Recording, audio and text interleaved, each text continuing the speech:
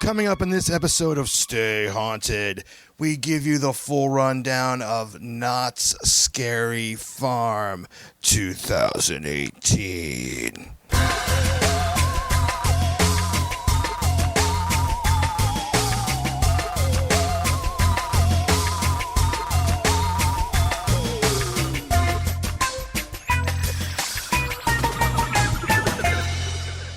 Greetings and welcome to Stay Haunted, Creepy Kingdoms podcast, all about haunts. I am your host, Mr. James H. Carter II, and in this episode, we give you the full rundown of Knott's Scary Farm's 2018 offerings, which of course takes place at Knott's Berry Farm in Buena Park, California. We've got tons of pics. We got videos, all the good stuff. When you're done listening to this, you can go to creepykingdom.com to check out all that good stuff. And we have several more haunt spectacular reviews. Well, I'm not saying the reviews are spectacular. I'm saying that the episodes are a spectacular, a spectacle, whatever you want to call it. We have several more of those coming up in the coming weeks. We've got the Queen Mary's Dark Harbor coming up. We've got Halloween Horror Nights Orlando coming up. And we have Warner Brothers Studios Horror Made Here coming up. So much good stuff coming up. This haunt season is just kicking into gear. But enough about what's coming. In future episodes, let's get to this episode right now.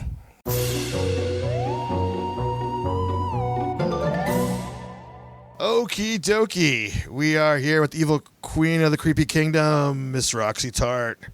Hi. And we are joined by our pals from Network 1901, Angie and Josh. Hey. Hello. Wow, you guys sound the exact opposite of what I would imagined. Oh. Because I said Angie and Josh, and then you went first. Oh. Okay. Got it. Yeah.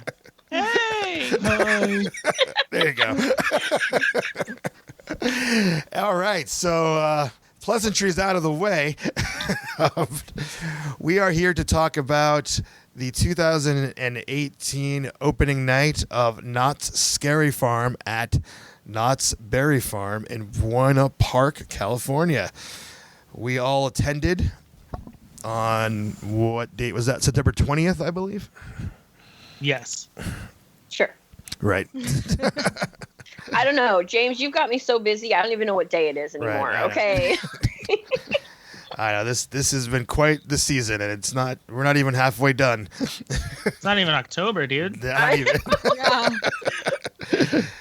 We're gearing up for one of the most craziest Halloween seasons in Creepy Kingdom history. I'll say that. But I'd like to welcome you guys back to the show. You haven't been on since probably last year reviewing haunts with us. Yeah, that's true. I think the last time we were on was talking Dark Harbor. Yeah. And maybe before that talking Knott's Scary Farm. Yeah. So it's been a while. I'm actually really glad to hear you guys' voices because when we were at Knott's Scary Farm at the end of the night, we totally thought that we had lost you and you had died in a haunted house. We did. This is not actually us. It's just spirits. See, but it was the paranormal one, so I guess that makes sense. Right. But I yeah. do have to say, at the end of that one, I had a really hard time walking forward. So that's probably why you probably waited and you were like, where is she? And I was just like, Scared I stiff. physically cannot move. Really? Wow. Well, that's a little teaser for what's coming up in this episode. Hell yeah.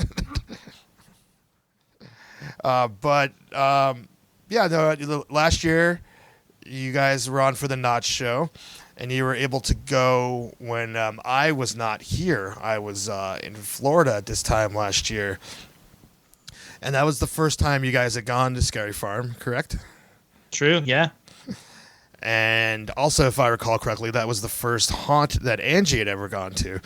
Yep, Trick or Treat was my first maze. Wow.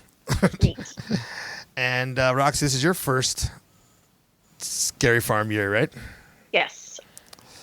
And I think this is my third or fourth. So clearly we're not a round table of old school Scary Farm people.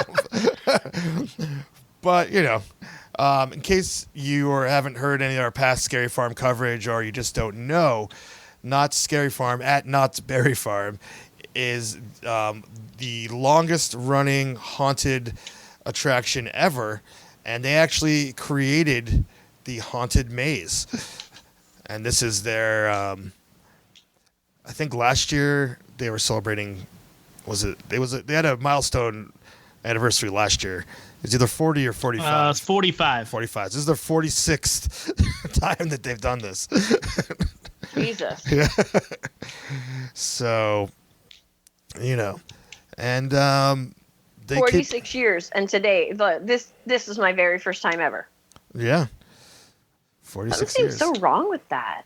Well, it's odd too because I went to Knott's Berry Farm as a young chap quite often, and I didn't live in the area. I lived about a little over an hour away. Nowadays, that drive would take 3 hours. Just, but anyways, because I grew up north of Los Angeles. And I went to Knott's Berry Farm a lot, and I didn't even know that Knott's Scary Farm was even a thing during this time. Let alone didn't go to it. I didn't even know that it existed. It was just totally off my radar and my friend's radar and everything. Never even knew about it. How weird is that? Until I, became a theme park nerd in my 20s. So. Well, it's not heavily advertised in the same way that like Halloween Horror Nights is, especially among theme park communities. Like Halloween Horror Nights kind of has become the crown jewel, but the originator is still Knott's, and to a certain degree, in my thoughts anyway, since I didn't go to on your podcast for Halloween Horror Nights, I think Knott's is a better ticket. Well, I'm going to go with apples and oranges. Sure. Yeah, sure. You can do that too. But Yeah, it definitely depends on what kind of experience you're looking for. right, just to get that comparison out of the way, I don't really find going to Halloween Horror Nights personally a scary endeavor, and Roxy didn't either. Nope. And a lot of that scary meaning being scared or startled or that, and most of that is you can pretty much anticipate all the scares at Halloween Horror Nights. I can't really think of any at Hollywood in particular. I'm talking about. I can't really think of anything even this past year that really caught me off guard. But I can't say that's the same at Scary Farm. I would say that their distractions and misdirection is pretty on point because they just create these misdirections that you can't keep your eyes away from, and then something's coming at you the other way. And I can't recall anything like that at Horror Nights. It's like you go to Horror Nights to step into your favorite horror films. It's for the production value. If somebody's easily scared by anything, not anything, but just easily scared, yeah, Horror Nights is scary for it. But well, yeah, as obvious by the people that walk through and just cannot hang. Right. Well, but you'd imagine those people aren't haunt enthusiasts. No. Yeah, no. This is my first year at Knott's, and it was my first year at Halloween Horror Nights. And, like we said in the Halloween Horror Nights podcast, that one was super cool, and it was beautiful to look at. But I definitely, I see the apples and oranges thing, but I have to say that from, a haunt perspective, I think I would go with Knott's. Well, there you have it. I think what it is really is that, you get the jump scares at Halloween Horror Nights. So if that gets you, then good on you. Jump scares, after a while, they just aren't for everyone. But I do think there are certain things that are psychological, that are at Knott's, but also Knott's offers different things just besides that. They have like the, I guess we'll get into that. But I guess to me, Knott's almost adds a sense of like campy comedy to some of their stuff as well. Well, I also feel like the mazes at Knott. Nas, the rapper. He has a haunt this year. Dude, if Nas like just jumped out and started rapping at you, I'd be impressed. I wouldn't be scared, but I'd be really impressed. Yeah. But like the mazes at Knott's, I think because they have to create them themselves, it's almost like the people who are presenting the mazes to you are kind of proud of their creation and they want to share it with you the best way that they can. And it's not a story that you already know, so they have to tell you that story. Whereas at Halloween Horror Nights, it's like I assume that the actors don't have as personal of a connection to the mazes that they're performing inside of.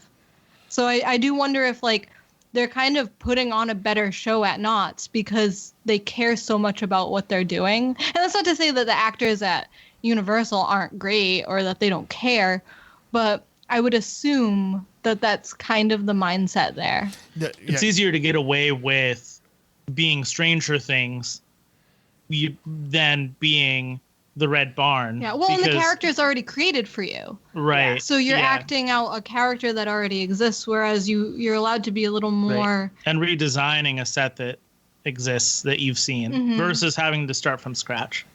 Yeah.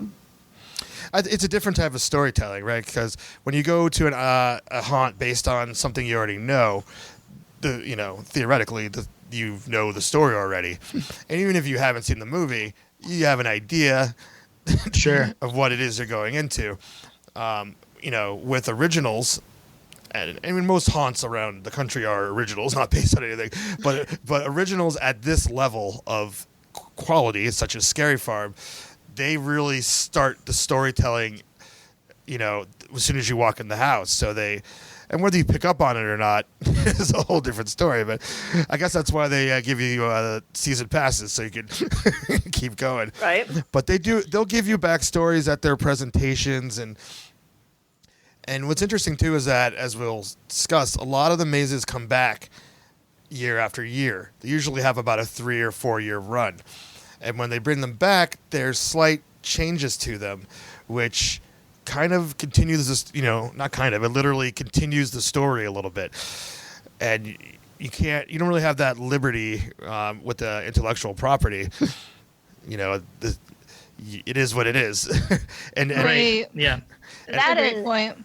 If you're an actor in a maze and it's not an intellectual property and it is original, you have so much more freedom with what you're going to do with your character and, just everything, because there is no mold for it. If you're playing a character who's already established, you really have to stay within the confines of that character. Right. Or you'll take people out of the scene, whatnot. And everyone knows why they should be afraid of a character like Jason, right? But like, I'm just seeing this like random dude in a costume. Why should I be afraid of you? So it's a harder challenge for actors at Knott's to, I think, make you afraid of them. And obviously, like, the makeup and costuming does help that. And by the way, I think their makeup and costume department at Knott's is far and above amazing I'd say at what flawless. they do. They were so good. I would put them up against most anyone in Hollywood, that group there. But I think the actors that they get, the people that do it, they want to be ambitious. They want to do what they do. And it's not even just the scare actors. It comes down to the people in the shows, to the people that design the sets. I feel like there's just so much pride at Knott's Berry Farm across the whole board. People really do love that park and do take care of it. Yeah, I mean, I'd say there's definitely a whole subculture surrounding Scary Farm, mostly amongst the people that work there. I mean, they work there year round. Yeah. As soon as Scary Farm's over, they're, back to the drawing board type things. Tear down, plan more, storyboard, start building. So it is its own culture, which is very cool. So, and I'm glad to be able to share this with people that may not be in Southern California area that don't even know about it. It is a destination, haunt. There's so many haunts in Southern California during Halloween time. I mean, probably more than anywhere else. So I actually know people that are traveling to SoCal to go on a little haunt run. And if you're going to do that, clearly Scary Farm has to be on that list. Yeah. I have a friend who's coming from Florida, and one of the top things on his list is Scary Farm. Well, let's get your friend pumped. I have a friend that's doing it from Florida too. I don't think it's the same person, but so there's two. We know there's two people from Florida coming out to go to Scary Farm. Let's just kind of give our thoughts on the mazes here a little bit. Do we want to start with the new ones, or do we want to end with the new ones? Let's end there. Okay. I know they're all new to Roxy. They are, and that was actually brought up that night. Someone asked me which one I liked, and we had gone through like Dark Ride, and I was like, "Oh yeah, it's really cool. Well, wait till you see the new ones." And I'm like, "Well, they're all new to me, so it's awesome." You always remember your first Scary Farm year where they're all new to you. And I got to share with you guys. Yes, we were in a group. We were in a large group of people. It was us and the Nightmarish Conjurings crew. We brought up Dark Ride. Let's bring it up. Let's start there. This was a maze that was introduced last year. And I'm also going to point out that this is a maze created by John Cook, who is, I would say, my favorite not Scary Farm. I don't know what head designer. I don't know what they call them. Sure, we'll go with that. That sounds like a great title. He'll take it. And just a little background on John Cook. He's been working with Scary Farm for years, but this year he had kind of branched off and started a few new endeavors. He opened his own horror-themed escape room. What is that called again, Josh? Murder Inc. Murder Inc. Yeah, there you go.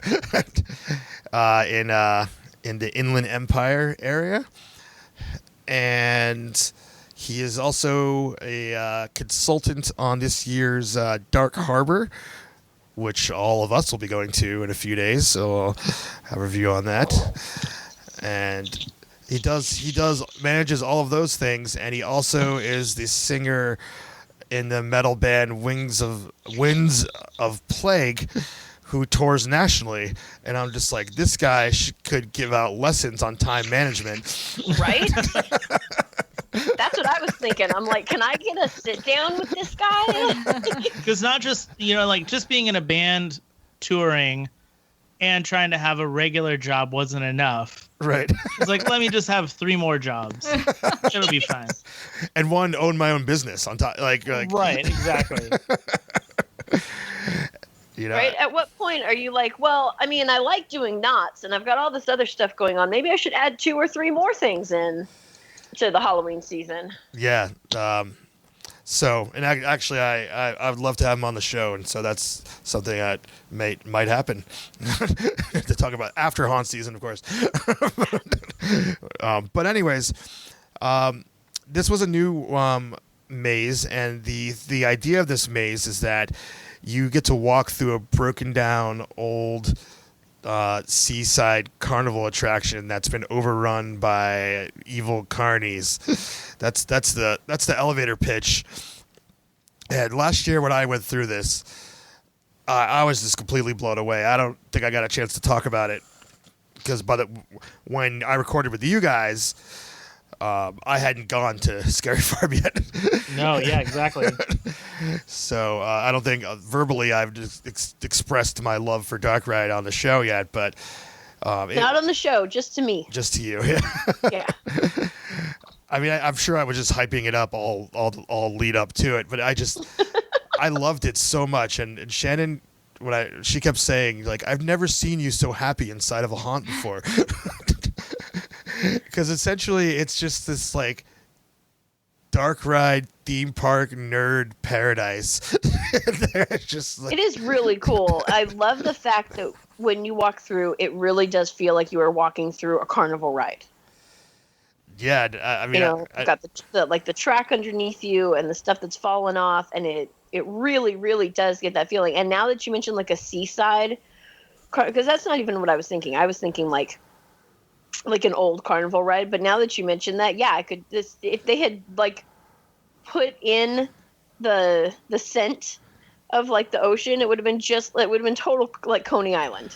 Right, and I particularly was thinking of Seaside Heights, New Jersey, where they have some like literally some crappy spooky ride. I mean, it's amazing, and I love it dearly. But I think for the average Disney fan, this would be like a great entry point, right? Because it feels familiar enough to like a Scary Adventures or a Pinocchio's Daring a Journey kind of ride, and then like it's an entry point for people who maybe have not been to Knott's Scary Farm but are Disney fans. I don't know, just an interesting kind of comparison there that they've added in. I mean, the first time I saw the trees in Dark Ride, I immediately was like, all right, those are clearly inspired from Snow White's Scary Adventures. Yeah, and this maze in particular, this is something that me and Josh had been talking about, is that Knott's Scary Farm has a lot of fun elements. They're not just scary. Mm-hmm. And this is kind of like one of those mazes where some of the actors in the maze are actually, they want you there, whereas some mazes they're trying to like scare you out. Mm-hmm. But here they're kind of like performing for you. That's true. It's fun, it's fun it's creepy and it's scary and there's still stuff that jumps out at you, but one of the costumed characters is actually like a chimp that has like cymbals that clash back and forth. So it's like really loud, but it's playing off of a toy. So I mean, it's got that kind of vibe to it where it's still silly but still scary. Yeah, no, it rides those lines perfectly, and also I feel that the attention to detail in this maze is just through the roof. Now This is only my second time. I actually wanted to go again, but we didn't make it back over to the side of the park that night. For example, the ride that you're walking through is breaking down as you're walking through it, so the soundtrack keeps warping in and out. The animatronics on the ride are kind of dying. I feel like one of the things that I loved the most about Scary Farm was their attention to detail in all of the houses is just so good and so high. Like the bar is just so high. Yeah. The lighting, the props, the music, like you said, the actors, like it's just every detail. They didn't walk through and we're like, oh, this is good enough. No. They're like, it definitely has that like Walt Disney, we plus it type of vibe. It's definitely past good enough. And like James said, it all starts like out front, like right when you walk in. But I would even suggest for some of these, like Dark Ride especially, it starts when you enter, I want to call it land. I think a scare zone is like a false name for it because really you're walking into an entirely themed land that, ends with one of these mazes. And Dark Rides being one of them where, you're walking into the boardwalk area that gets turned into Carnival. So you have all these clowns all around. You still have the boardwalk games happening. Right. So it still does feel like that seaside carnival, but just kind of overrun by these weirdos. And then you walk into this maze that then you take all those elements and make it claustrophobic. Right. It's not all out in the open. Now you're in a tight, confined space, face to face. Right. So the story is there. The details are there. The sound design starts in the land, and then as you enter into the maze, the sounds start to change. Like you said, there's a soundtrack to the ride that is warped and broken.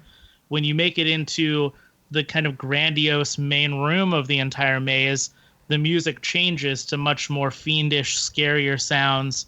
and it gets a little bit darker and more grim before you exit out. Like it does tell a great story from outside in the land all the way through the end of the maze. Yeah, another thing I want to point out too is that it's only 2 years old, but this feels lived in, run established. Yeah, and I love when essentially the ride breaks off, the track breaks off, and you end up going, backstage on the ride, and like that whole area looks like no one's walked through there in like 30 years. It's so dirty and run down. And I also love that on the wall back there is a map of the layout of the dark ride. It's something most people are never going to notice because they're avoiding right? things. No, but it's just one of those perfect touches that lets you know that it really does let you know where you are. You are backstage. You are where they would do maintenance. Yeah. And it gives you an idea that you could imagine what this ride would normally be like if it wasn't broken and, decaying.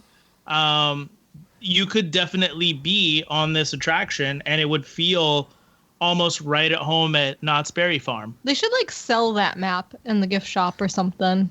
Oh, that'd be cool. I would love that. I would love if they actually made this ride too. Right? Like I was just thinking that. This would be a great ride to just make. Just build the ride. Maybe that's one of my at-home projects. I always wanted to build a dark ride in my backyard. I didn't. No, James. Good luck. Some point before I die. Not right now. I'm a little busy. Where do we go next? What'd you say?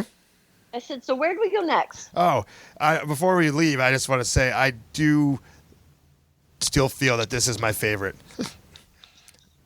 Okay. So that's my vote down there. I don't know if anyone else has a vote. Not for Dark Ride. I would put Dark Ride definitely in my top 3 or 4, though. Yeah, I'd say top 3. Yep, I'm going with top 3. Do you guys hear that, motorcycle revving? No. I didn't hear it. No. Good. Man, this microphone is great. There's just some loud motorcycle revving outside, and I'm not cutting this out of the show. All right, so moving on.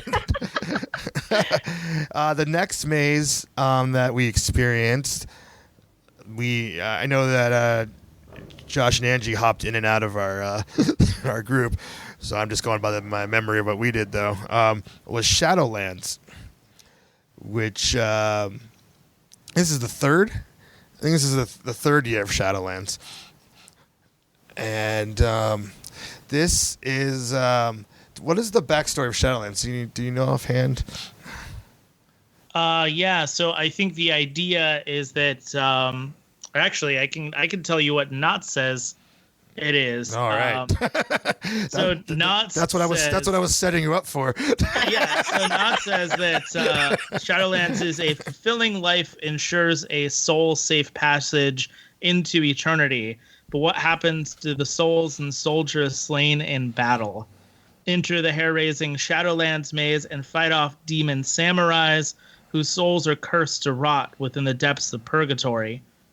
Guests will embark on a quest through a sacred shrine, an ancient temple, and into the midst of the Shadowlands. And I would also mention it's a mix of samurai warriors and kind of classic geishas in here as well. And it's a very Japanese story that you're wandering through. Yeah, so this would be the third time that I've done it. And in the past, I thought it was cool. I thought it was a little maybe sensory overload. I never nothing really stuck with me, I guess. But this being some reason the third year that I've done it, I can't think of any changes that have come to it. I liked it this year more than ever, and not sure exactly why that is, but I guess I was able to really take in the details this time.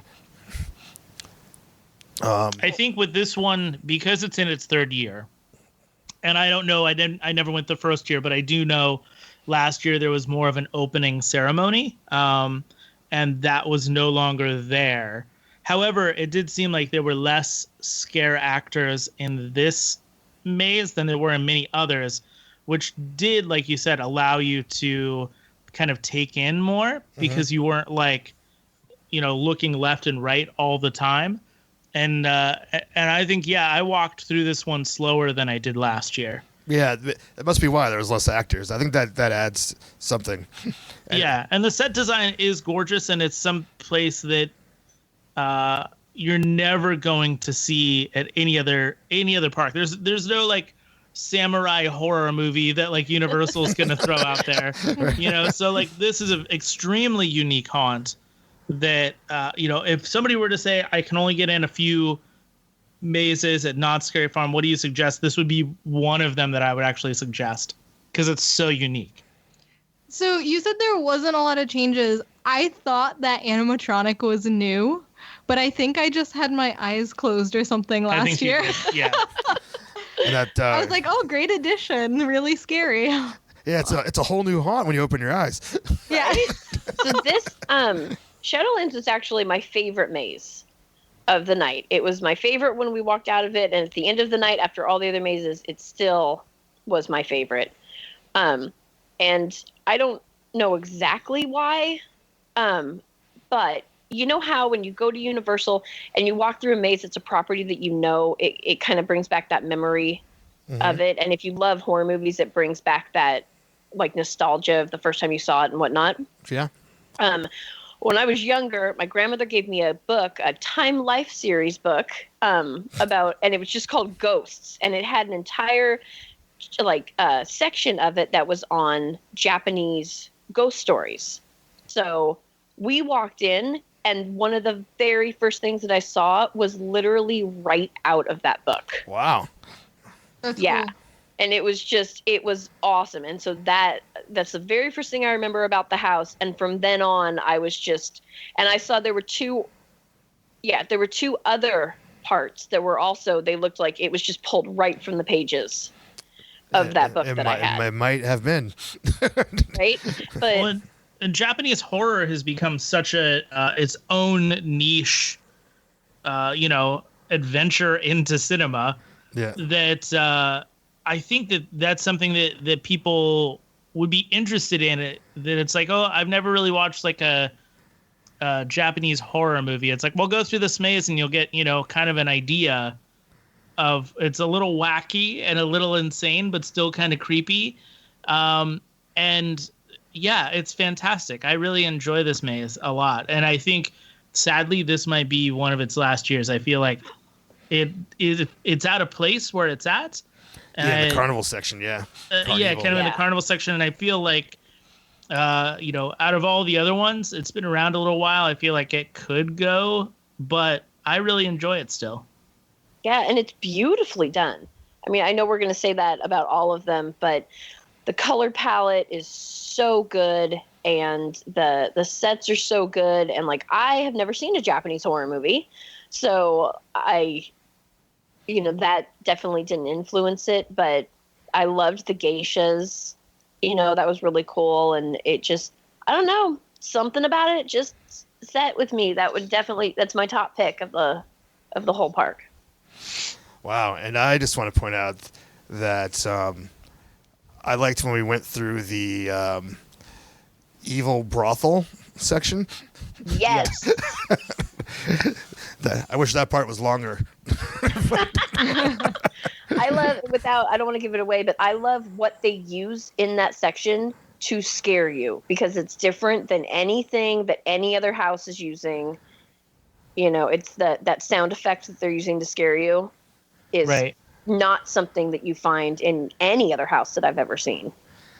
No, I mean, unique is definitely Shadowlands for sure.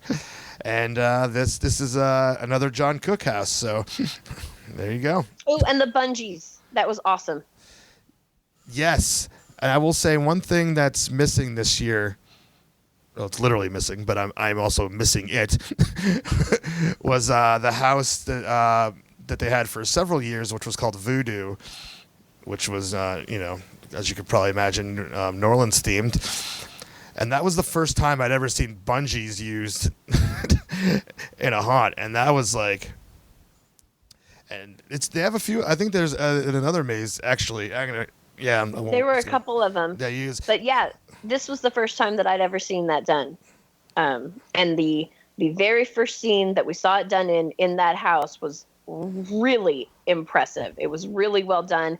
And I know it was one of those times, you know how you walk through houses and sometimes you just catch that perfect moment? Time. Yeah. Yeah. Like I know that this is one of those moments that I just caught that perfect timing because you couldn't see the bungee. You couldn't, you know what I mean? It was just. Yeah. Is it the dancing woman? Is that what it is? In the hallway? Yeah.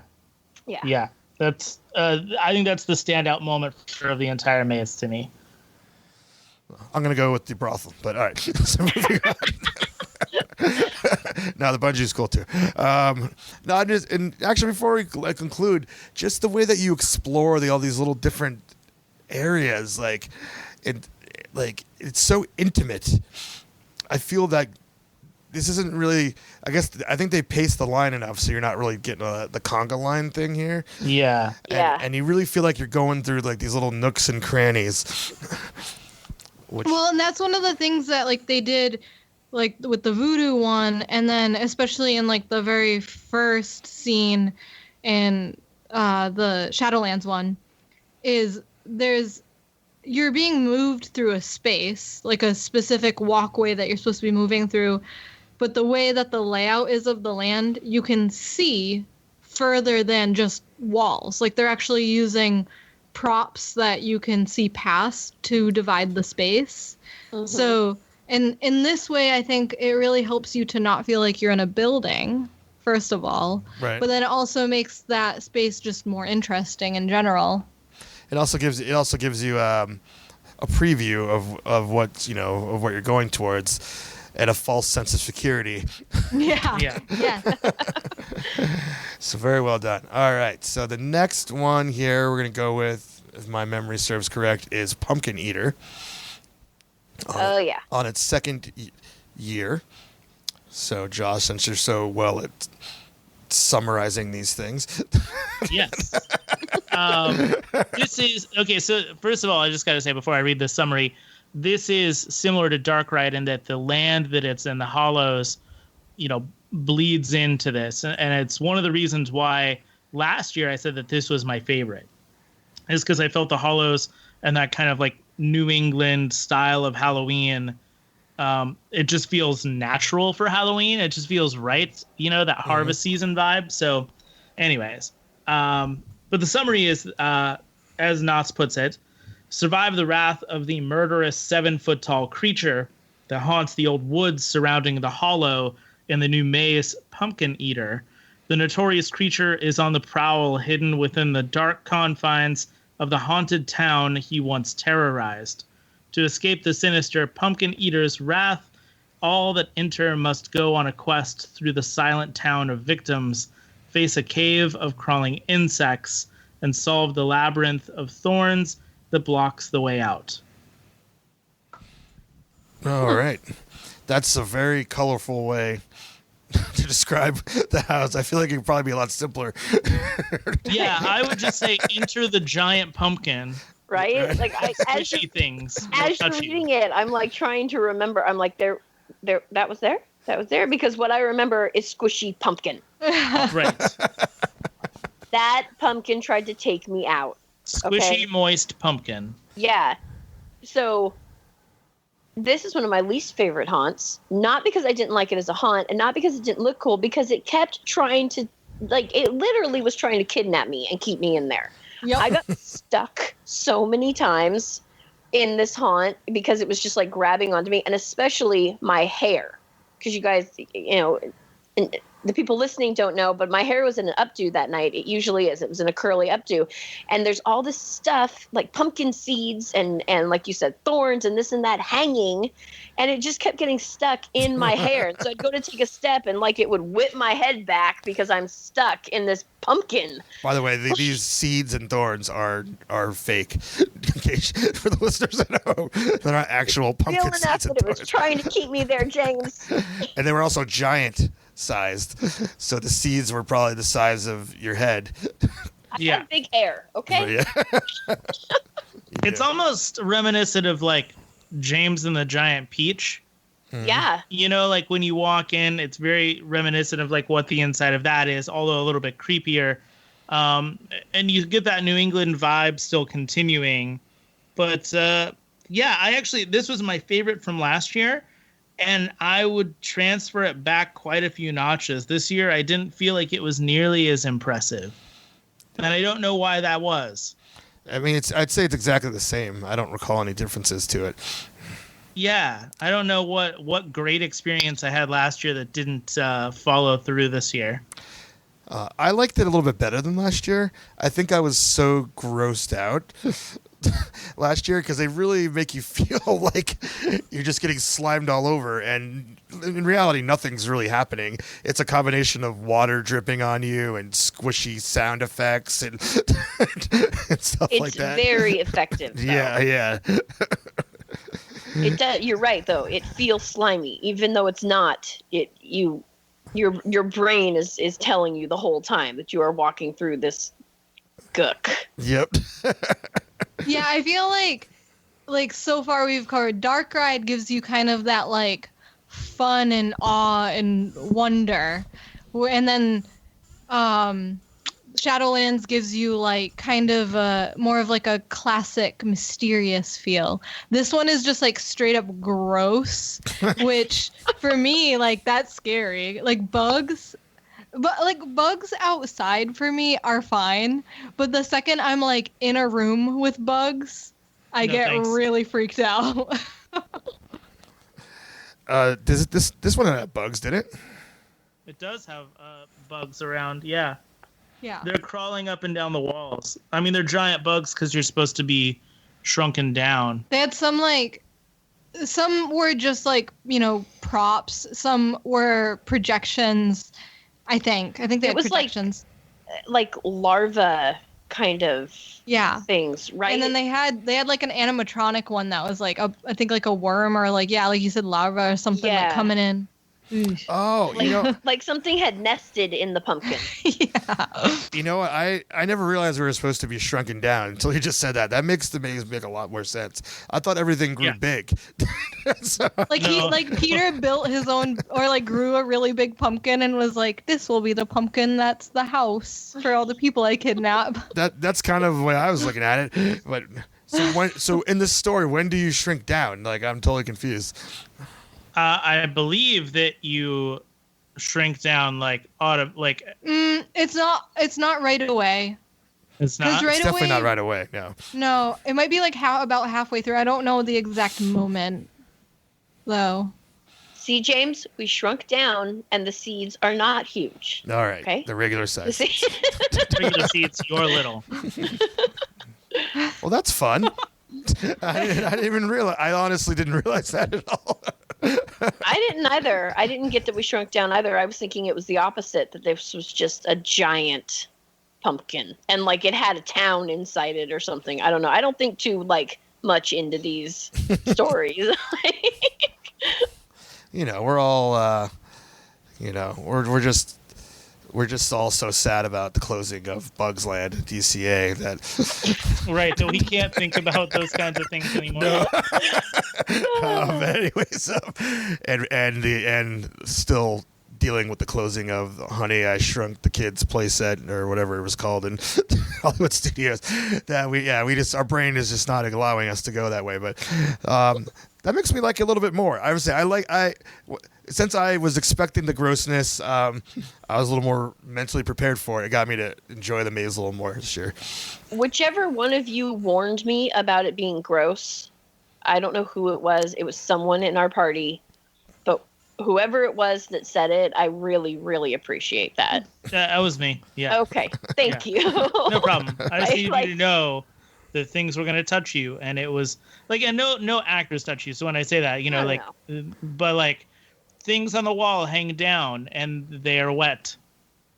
Yep. Mm-hmm. I was really glad that I had that even 45 seconds to just prepare that it was going to be kind of gross. I appreciated that a lot.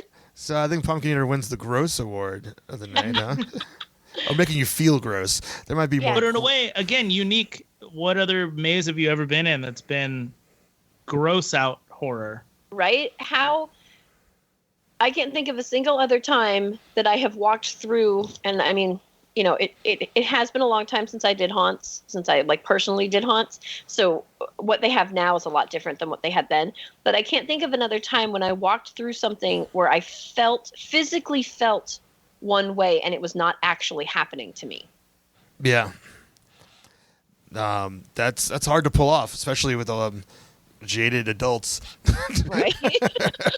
Dude, we're so jaded. I know. Well, I still have a little magic in me. All right. Well, let's move on to our next one. Wait.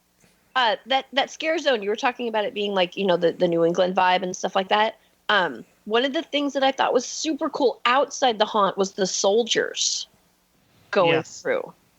They had the drum and everything. Yeah, it was like undead soldiers, and like they were playing the drum, and you know the captain or whatever it was actually giving orders, you know, and it was like, and they weren't really scaring you; they were literally just doing it around you, and I thought that was a really, really, really cool, just kind of more immersive. In a sense, it's supposed to give you that sense of immersion, you know, that you're traveling back in time to the Salem witch trials or to the Revolutionary War. And that's, you know, something with Knott's anyway that they did. I don't know if you got to meet the train conductor or the graveyard digger or any of those other characters that aren't there to scare you. They're there to tell a story and and immerse you within whatever space you're in. And yeah, I think that that's something Knott's also does really well. They allow the actors not to scare you. Yeah. Yeah, and it really does make you feel like you're more a part of it. And it's real. It makes you feel like it's almost real. Yeah. Almost. Depends how far you want to suspend your disbelief. I don't know where we were in the night. I don't know what house we were in, but I was walking and somehow there was no one in front of me and there was no one behind me. And I was just by myself. And I was walking through and I thought to myself, this is the point in a horror movie when you leave the real world and appear in the like messed up, you know, fantasy, whatever. Right. You've switched over to Freddy's Playland. Yeah. Like, and I just had that moment. And after I had that moment, we got out of, I wish I could remember where we were, but I remember thinking, wow, that was really good. Yeah. You know, in order to put that thought in my head, like, that's really impressive. Yeah. It's unsettling. Yeah. Yeah, being alone in a maze usually is. That's for sure. I don't know. I'm used to being alone in a maze, though. That's literally what I used to do. Well, right. Yeah, I guess to give a little, we haven't said it on this episode, but in case a while back in your life, Roxy used to work in haunts. Yeah, so I have designed, built, acted in, and then run security teams for haunts in the past. So yeah, my first haunt ever, I wasn't a patron. I wasn't a patron in a haunt for years and years and years. So yeah, you know, I'm used to being alone. I'm used to being in the dark. I can point out where all the scare doors are and stuff like that. But it was good. It was good immersion. Yeah, because not to keep comparing to Hollywood Horror Nights, you were pointing out to me where everything was in the functionality of a maze while we were going to the Hollywood Horror Nights mazes. So that's how unimmersed you were.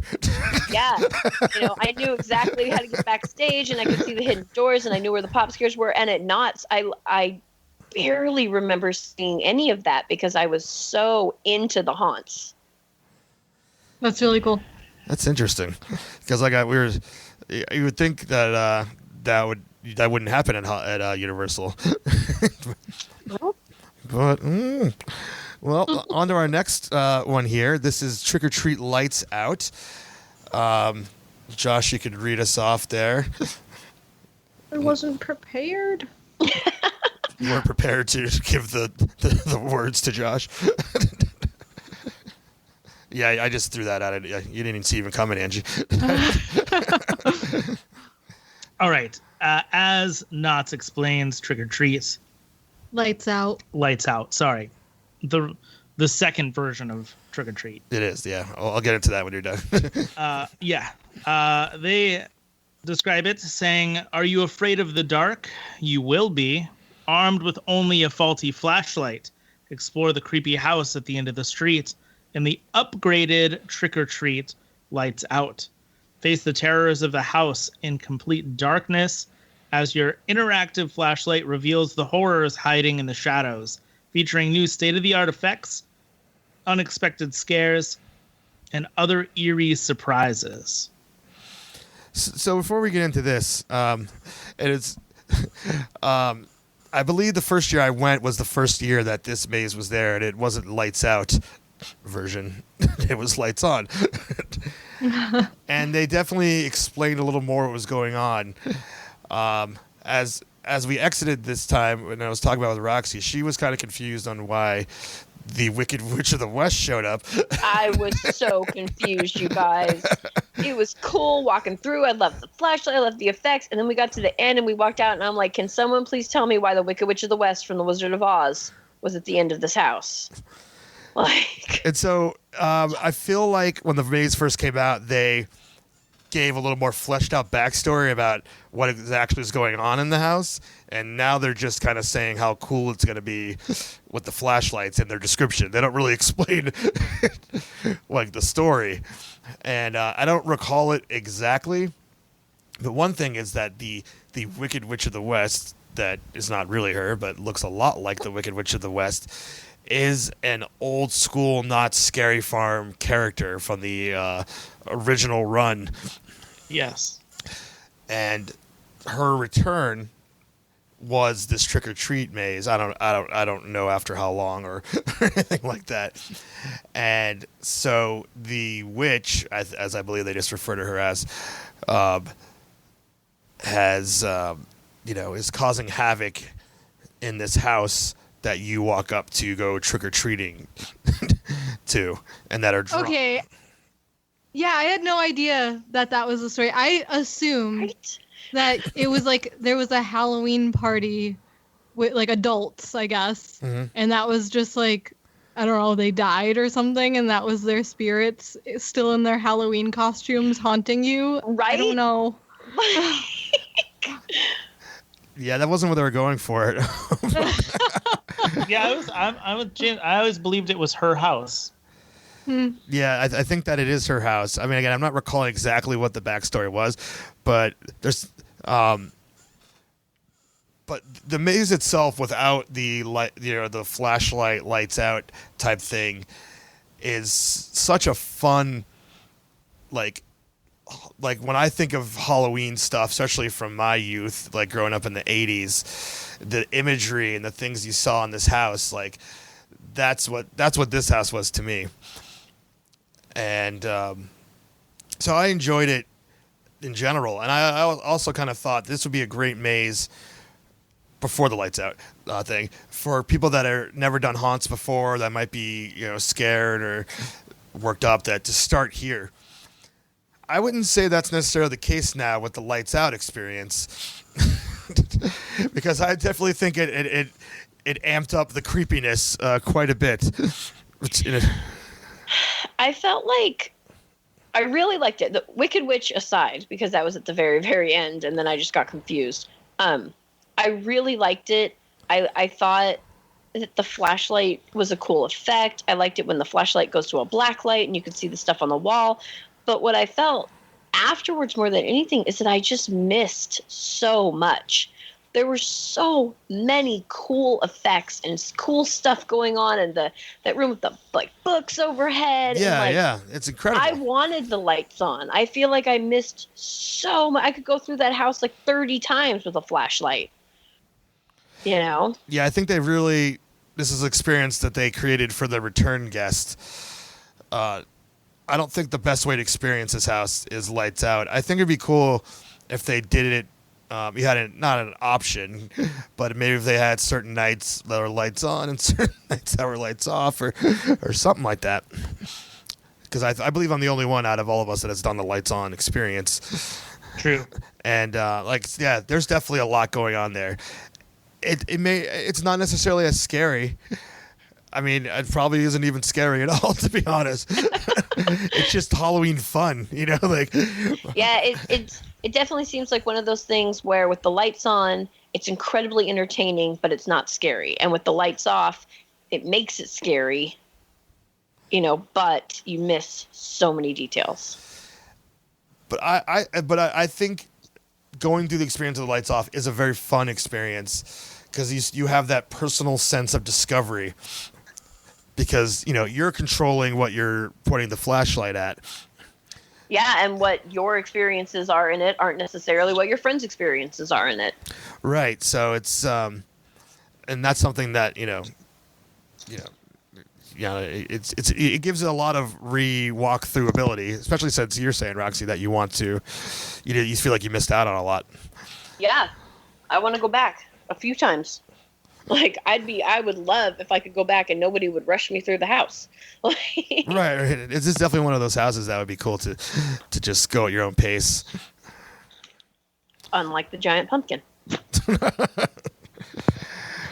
So what do you guys think? I'm dressing you, Angie. So this was my favorite maze last year, and I think it was my favorite again this year.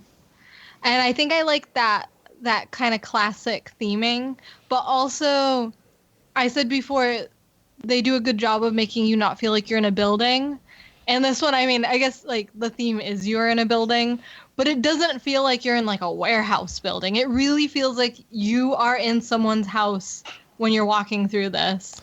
And I love that. Like it makes me feel like totally creeped out. 'Cause like when you see a bed, there's going to be a monster under that bed or, Well, unlike Pumpkin Eater, it's like attainable, right? Like you don't have to get shrunk down or whatever. Like you've walked through houses, you've walked through your own house at night where you're like, I don't like it with the lights off. Like it's scary in the dark. Yeah, like going up steps when it's dark is scary in itself. So like when you first walk in and you see steps, it's like, oh god, like I'd have if you actually could go up those, I'd be like running up those as fast as I could because that's how I always was like in my parents' cellar. It's like in the cellar at night. And you have to like go upstairs and turn the lights off. It's like someone's gonna like grab your ankle on the steps, So Angie, this is your favorite one because of what I was saying. It's kind of that classic Halloween feel. Yeah, I think that's why. And I like the costuming in this one too as well. Sometimes there were a couple times I had said before like the costuming and stuff is like flawless. I think like the costume appearances are flawless. But in some of the mazes, like some of the costuming kind of threw me off. Like I was like, why is a character that looks like the devil in this particular maze? I think like there's a character that looked like the devil in like one of the paranormal ones. I can't remember. We'll get to the paranormal link. Yeah, but this one, it's like all the costuming like felt cool to me because it felt like it was like classic kids costumes for Halloween. And the room where the witch appears and the misdirection on that is great because it's there like sheets come at you, which is like the classic, ghost sheet costume. So there's an actor under sheets that come out of a linen closet, which is totally not what you're expecting to happen. Yeah. But at the same time, like when you walk into a room and you just see how it's set up, you're like, oh no. Yeah, and even in your whole little the monster in the basement thing, you don't go in the basement in this maze, but you go outside for a moment and walk by the basement door, which seems to be some kind of monster in there rattling the door. Yeah. So I like to think it's the Babadook. Probably. Oh yeah, we have a new house and it has a crawl space under it. And we're pretty sure that either the Babadook or the monsters from The Descent live down there, and we're not gonna like go down there ever to find out. I feel like Josh is gonna go. I was gonna say I'll have to. you could build a crawl through haunt in there. Yeah. True. Crawl space. Oh boy. So any more thoughts on Trick or Treat Lights Out? Nope. All right, and I believe our next one here is the Red Barn. I believe this is third year of the Red Barn. And this, what is the Red Barn, Josh? Knott describes it saying, take a trip to a blood-soaked barn filled with carnivorous animals seeking to prey on human flesh. In the Red Barn gore maze.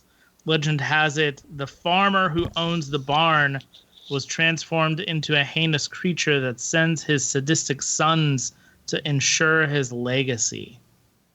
Which really, to me, this has always seemed like a cult type of situation. Yeah, like Texas Chainsaw cult? Massacre. Yeah, I definitely got a Texas Chainsaw Massacre vibe from it. Yeah, I didn't get that they had been changed into like animal people. I thought they were just like disgusting hillbillies who were wearing pig masks. Right. Yeah, me I too. think like Actually, I think Scarier to me, honestly. Right? Are they changed, or is it just because they also had like animatronics, didn't they? Yeah, they have the big horse. And then they had like cages as if they had pigs. So Yeah. maybe they'd like feed you to the pigs. And chickens, yeah. but they also had prisoners Yep. Yes. in The there. horse was really cool. The animatronics in many of these mazes are huge and over the top and pretty awesome. Mm-hmm.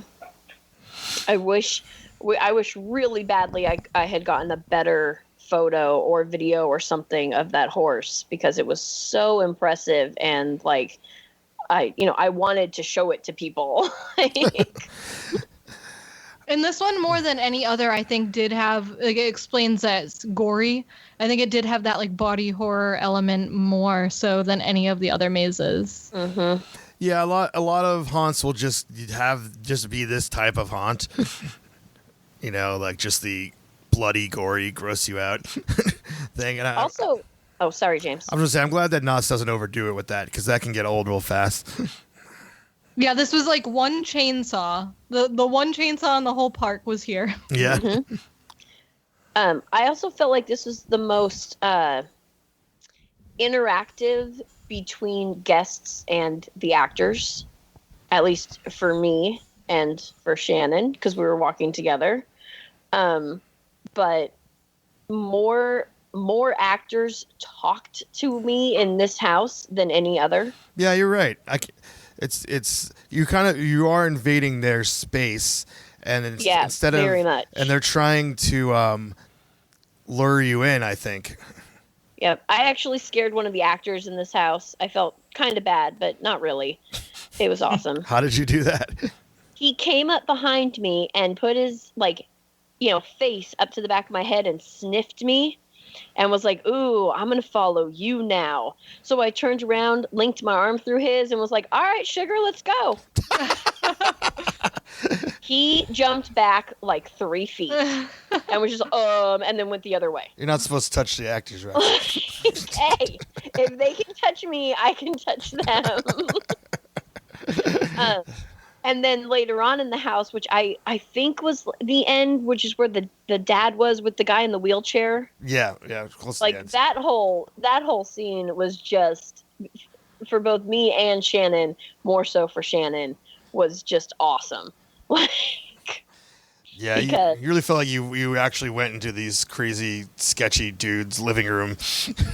Yeah, and it was just super disturbing and really like gross, misogynistic, like, you know what I mean? Like, just you really wanted to just turn around and hit this old man upside the head with a bat for being such a pig. I mean, I like the Red Barn, but I could leave. I think this, like, Shadowlands, it may be towards its end.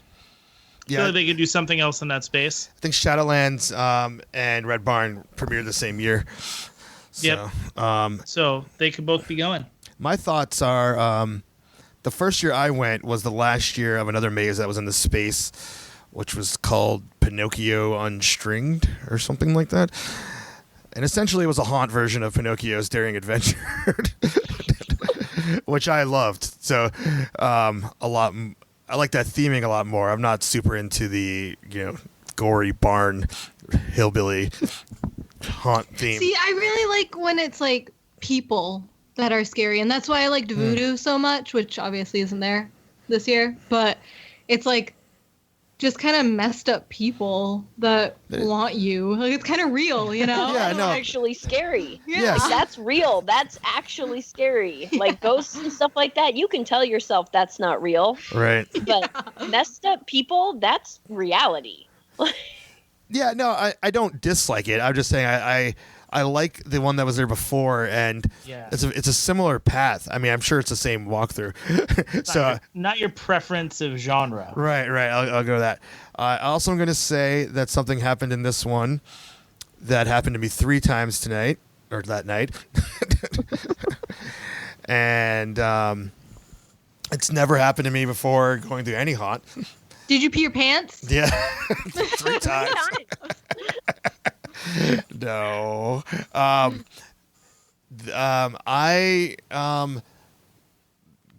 do I phrase this correctly? I had a extreme contact with with the scare actors. I basically got hit 3 times throughout the night. Not in a way that I felt paralyzed or and I wasn't upset about it either. It was a very weird thing. It's never happened in any other haunt I've ever done, but enough that it hurt.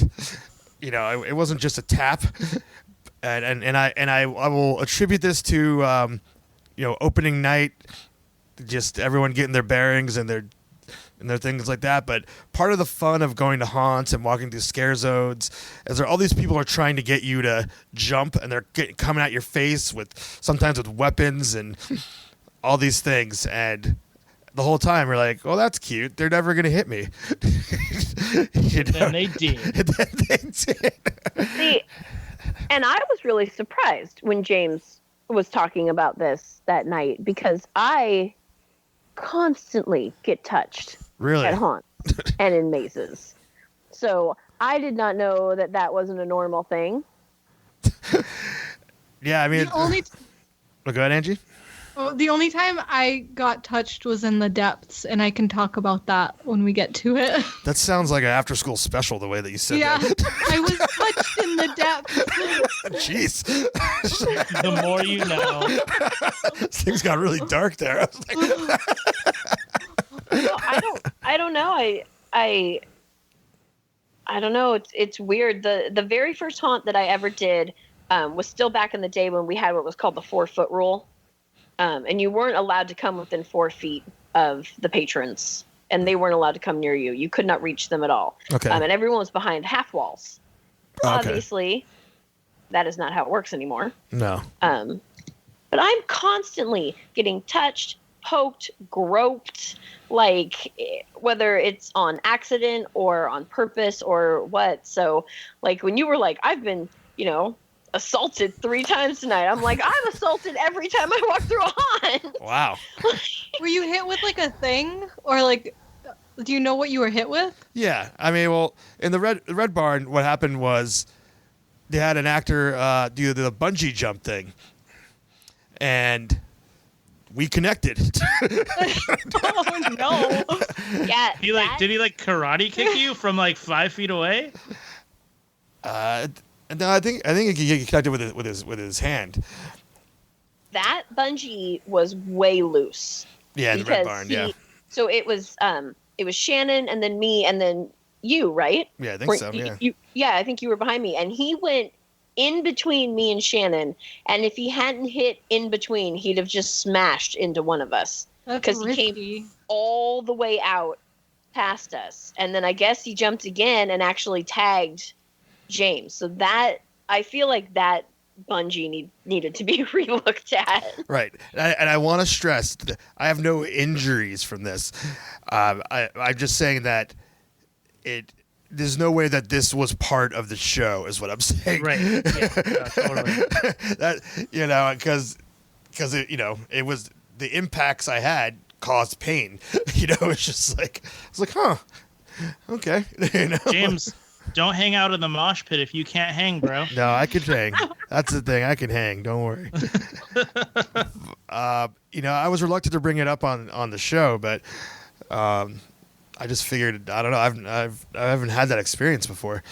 Now, go ahead.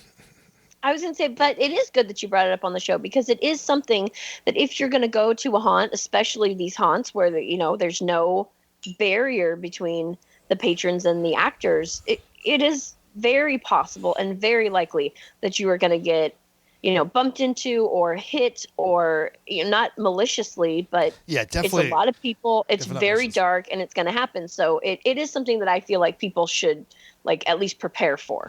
Right, and I can also say confidently that I don't think that this would ever happen at Halloween Horror Nights. I think that the way that they train them is just a different way approach to haunts. And people, they come pretty close, and I feel like that's part of the show at Halloween Horror Nights, like how close to your face am I going to get with this axe? I was actually really surprised at Halloween Horror Nights a few times that nobody got hit in the face from a pop scare. Yeah, they come really close, and as I'm saying, I feel like that's. Maybe I'd like to think that, and maybe I'm wrong, but that's how they do it. But this one, I mean, again, the other ones I'll say, none of them were really a big deal. But I was, like you said, Roxy, it's good just to kind of be aware that if your instincts are saying this is going to hit me, go with it and move. Your instinct's usually right, and even if you're wrong, who cares? Better safe than sorry. All right, are we ready to move on to the next one? Yeah. So saving the last two for last, the only returning maze here is Paranormal Inc. No special ops. Oh, we skipped that. Sorry. We got special ops. I'll do that one first. Which I just refer to as zombie laser tag. Yep. Totally. Pretty much. If you've never been in, you want a real good description, that is exactly what you're walking into. That being said, I think the set design in here is pretty impressive. The immersion was too. Yeah. Mm-hmm. Like all the different areas you go to, I really felt like I was in there. You're in the sewer, or you're walking through a subway car. Yeah. And you've got a job that was pretty cool. Like you described it beforehand as zombie laser tag, and so which was false. My thought was because laser tag you have to go capture the flag. Yeah, my thought was we're gonna go play laser tag with zombies, and I'm like, all right, well, cool, but no, I was totally surprised, and I like that they set up the story for you. You are a military team. You are, going here. This is what you need to do. And as you go through, there are other members of the military that are egging you on. Right.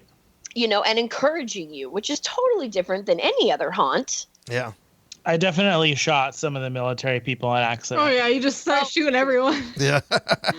And they yelled at me a few times. They were like, why are you shooting me, bro? I got super into it. I was having so much fun because this was such a different experience than any other haunt that I've ever done, than anything we had done that night. And I got really into it. And there's a part near the end where it's a guy on your team and he's like, go, go, go. And then they reach through the doorway and they pull him in. I actually stopped and went, should we go help him? Right.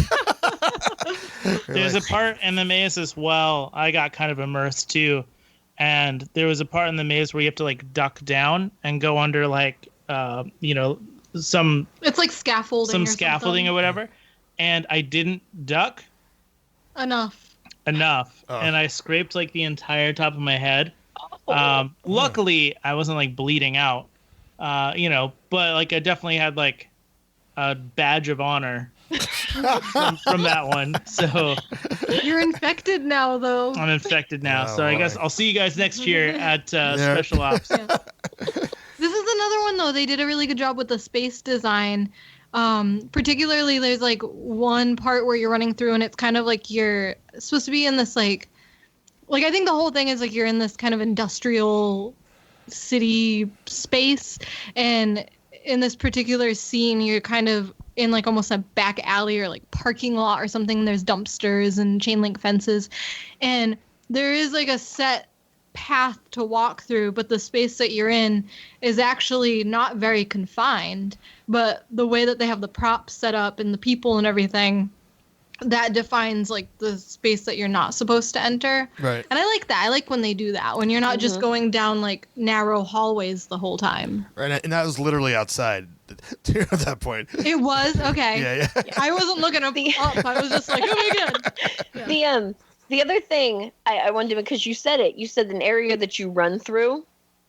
You actually run in this house. And so a friend of mine, Lawrence, he was also there that night. This is literally the first haunt he's ever been to in his entire life. Not Scary Farm, the same night that we were there. And he said that he had a moment in this one. He said he was having fun, but he had a moment where he turned around and he looked at a friend that he was with and he goes, "Why are we running?" Gotta get away, bro. Yep. Yeah, but it's that like that highly, highly immersive. You get to be part of the adventure, you know. Yeah, and I also think this is probably one of the best ways to do zombies in a haunt, since zombies are typically slow moving, not and too overdone. I feel like definitely overdone, but yeah. but this has been around for a while.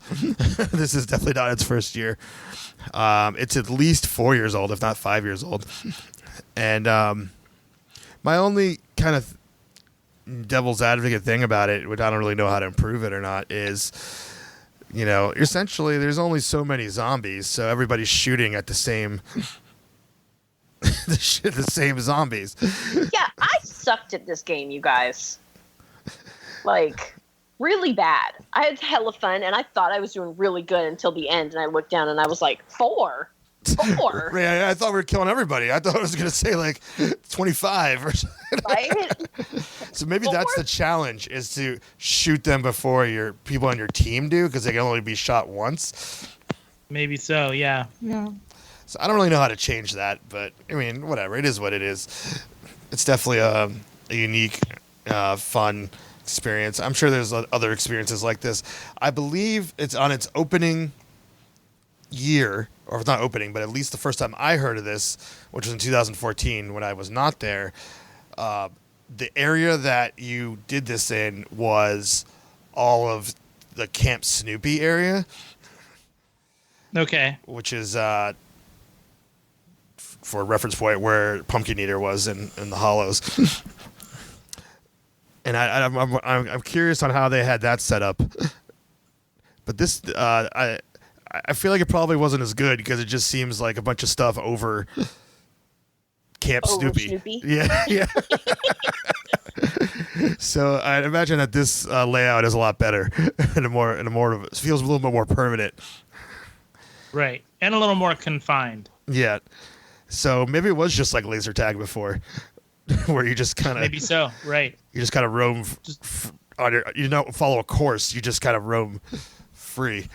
Drop your gun whenever you want to drop it off. Yeah. Which I don't know. I wasn't there. Maybe some listeners know. I don't know. All right. So now we can move on to Paranormal Inc. Which is where, unfortunately, you guys died. We're so sorry we lost you. Yeah. Yes. Okay. Again, this I think this is the fourth year. This was the first. Just to be clear, the first year I went was in 2015, and I believe this was the new maze that year. And essentially, what was there before and what's there now is slightly different. So what I'm going to describe what was there before was you're going to a taping of one of these ghost hunter shows. That's their Paranormal Inc. is their ghost hunter show. And they're filming and they bring in a live audience to do whatever they do on those shows. And something goes horribly wrong. And then you have to escape frantically, and then you start the maze.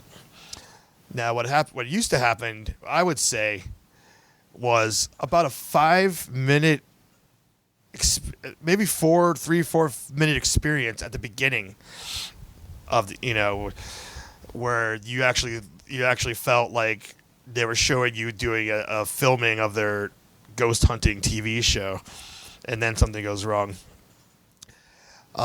This year, that experience lasted about 20 seconds. But I have to imagine if it was much longer, didn't it hold up the line? I'm sure it did. Even longer? But I would say that they put it down to the bare minimum. I mean, it may have even been 15 seconds. From that time they actually started the show. Well, you've got the girl who's like telling you, okay, come in, we're going to stand here and blah, blah, blah, blah. And then like the TV screen comes on and it's the paranormal hunter guy. But yeah, it was like the TV turned on and he's like, hey, you know what? F this. I'm out of here. And you were like, okay, but why?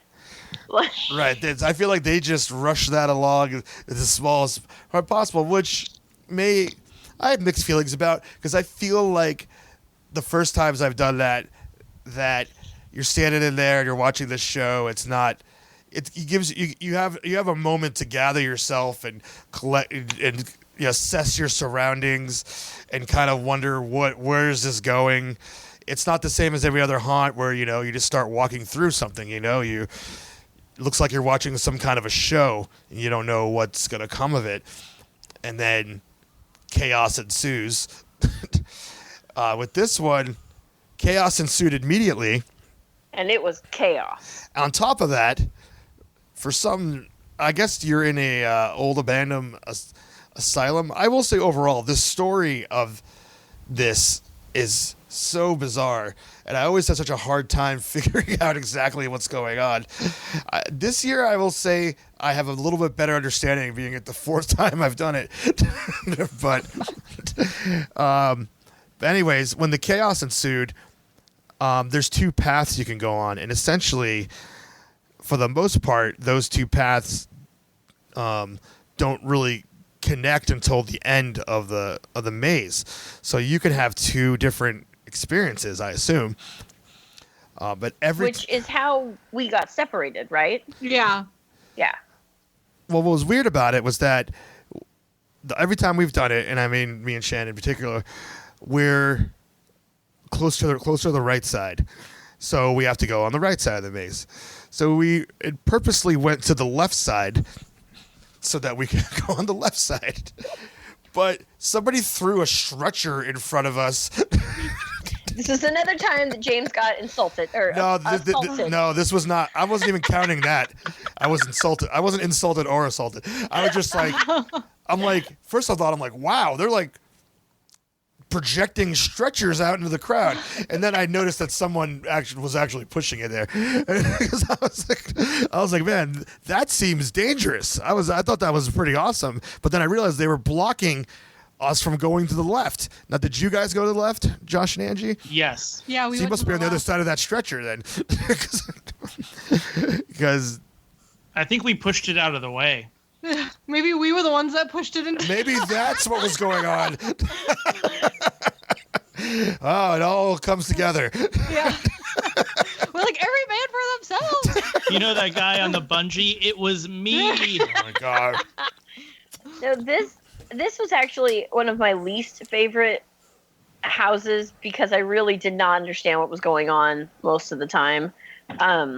But in that opening scene, the ghost effect that they do, I have to say, was just super, super cool. Oh yeah, and I would say that was more impactful when you waited there for a minute. Yeah, but it was not what I was expecting because so I was filming for the Creepy Kingdom's social media throughout the whole night, and so I've got my phone and I'm filming, and Shannon taps on my shoulder and points up to the window, and I was like, cool, good looking out. Obviously something's going to happen up there. So I go and I turn the camera, and sure enough, there's this ghost projection that comes out. And I was filming thinking, oh man, I'm glad she pointed me that way because I wouldn't have wanted to miss this. And as I'm thinking that, the rest of it happens. Right. And it was so like surprised by it that you can see in when I'm filming, you can see that my phone just stays at the window, but my head went the other way. Oh. And then I had to get the phone to follow me really quickly. It's like delayed reaction. But that was awesome. The rest of it, I was still a little confused, I think. I mean, it's weird because it seems looking back on it, I'm going through it several times. It's a haunted, insane asylum, or asylum. I don't know if it's insane, whatever. And but there's things that you experience that seem to be like psychological, like parts of the come to life, and it's an actor on stilts. You know, things, and I think what my takeaway now is that I think what's happening is you are having a hard time figuring out what's reality and what's in your head. That's the only way this makes sense to me. Okay. So, like, you're the one that's crazy. It's happening to you now because the ghost in the beginning is in your head. Got it. This is my theory, but I don't know. Yeah, because I'm with Roxy. I'm like kind of confused by this maze, and I think that's one of the reasons it's probably just okay to me. And then the end. Yeah, I don't want to ruin the end for anyone that's done this before, but they added a new ending to this maze that was absolutely incredible. It was so unexpected and so left field. I don't understand why it was incredible. I feel like I'm totally missing something in this whole thing because I was just confused. You go through the smushy part without giving it away, and then you walk out on the other side, and I was just like, what is going on? Because the lighting is different, everything is different. Oh, I could say why I think it's incredible is that you didn't anticipate such a drastic change in environment. And that did not exist in previous years at all. in any way, shape, or form.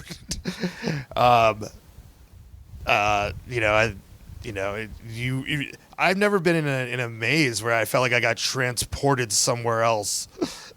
Yeah, that was the thing. It was so different from where we were that I felt like I had stepped into a different movie.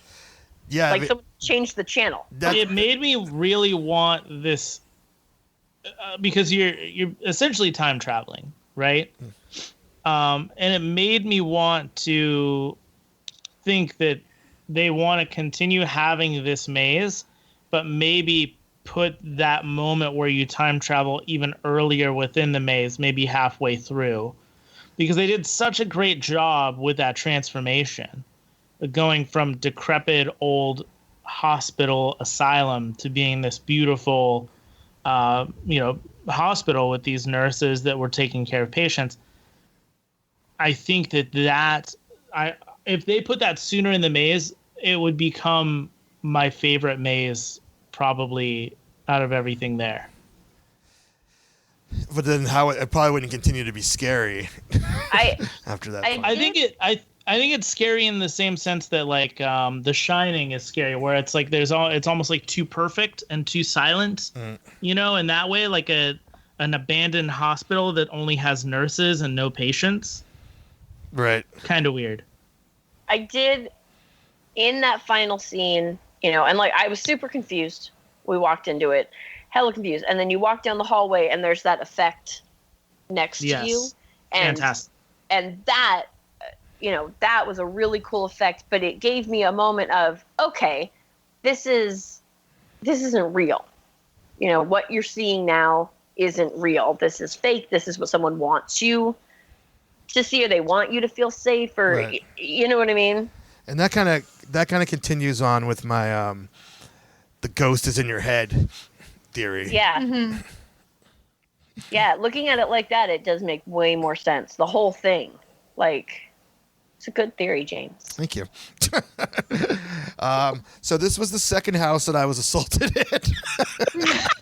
I was just gonna ask if you got punched in the face.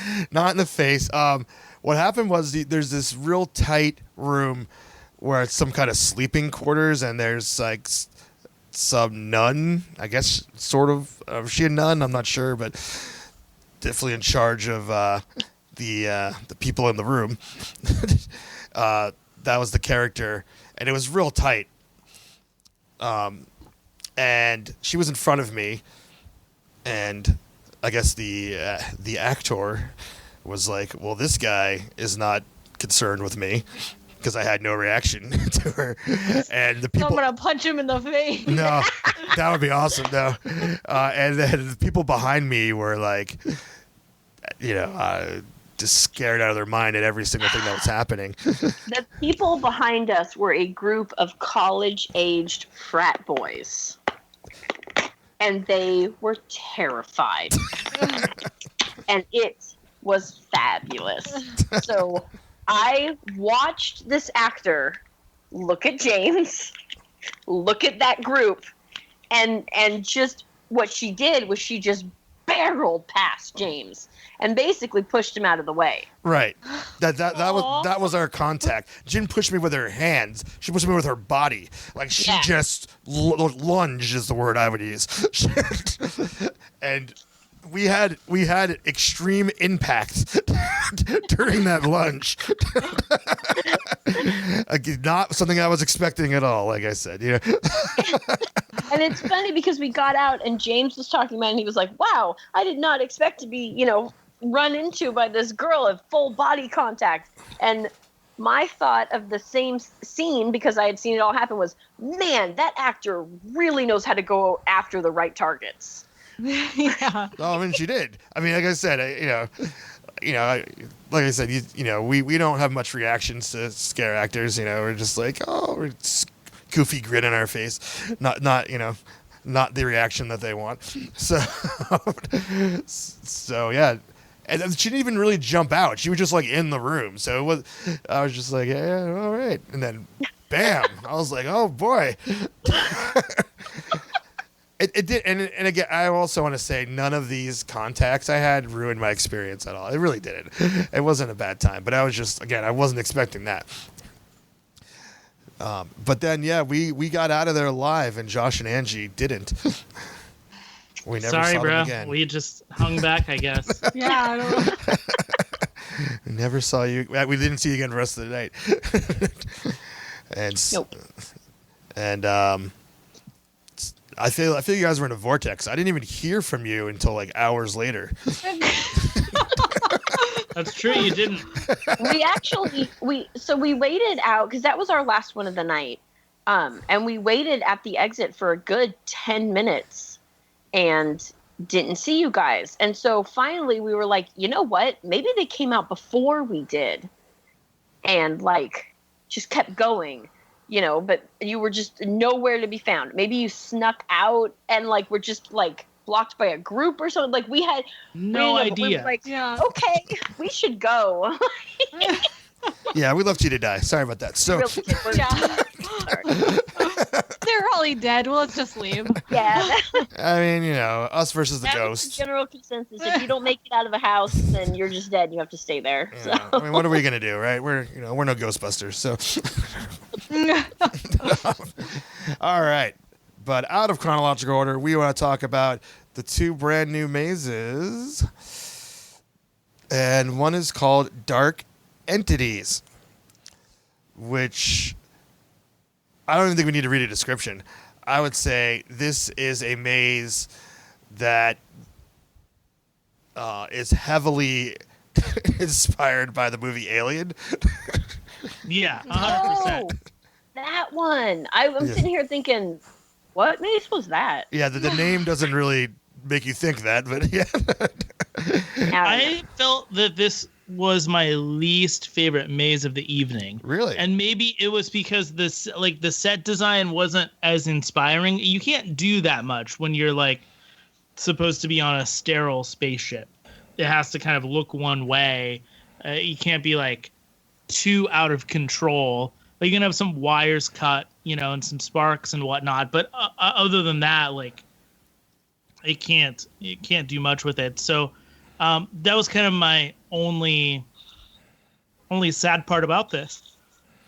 Sad. Wow. I just quite an felt adjective. I mean, I wanted a cool alien kind of show, but I feel like on a spaceship is really difficult to do. And like you said, like this is an homage to Alien for sure, hands down. But like if an alien crash landed on Earth and was roaming like a forest, I would be way more into something like that because you could do so much more with the setting. Yeah. Yeah, this one was like a little confusing for me because I was like, I'm not sure if I'm looking at aliens or if I'm looking at like people that are being like taken over by some kind of virus type of alien. Yeah, they thing. seemed infected for sure. Yeah. At first, I thought it was robots. Because, like, you walk in and there's a robot there that is talking about how, like, humans are dirty or something like that. I mean, and we are. Like, it's a fact. Yeah, but I was like, oh, okay, this is... Because the title gives you nothing, you know? So I'm like, oh, okay, this is like a robot takeover, like, uprising thing. And then you get further in and it's not. It's aliens, but they're, like you said, they're humans, but they're infected, and some of them are trying to get you and some of them are telling you to run. And it was just, this was the only house that I did not post a single picture of on social media because they were all crap. Didn't come out. I liked walking through this. I guess I just kind of like the spaceship set. I definitely felt immersed. Is that a word? It is now. So I guess I'd liked it a little bit more than you guys. I thought it was just a fun environment to walk through. Not necessarily scary. In fact, I can't really... Did we even see an alien in this? I don't really remember. I don't even remember.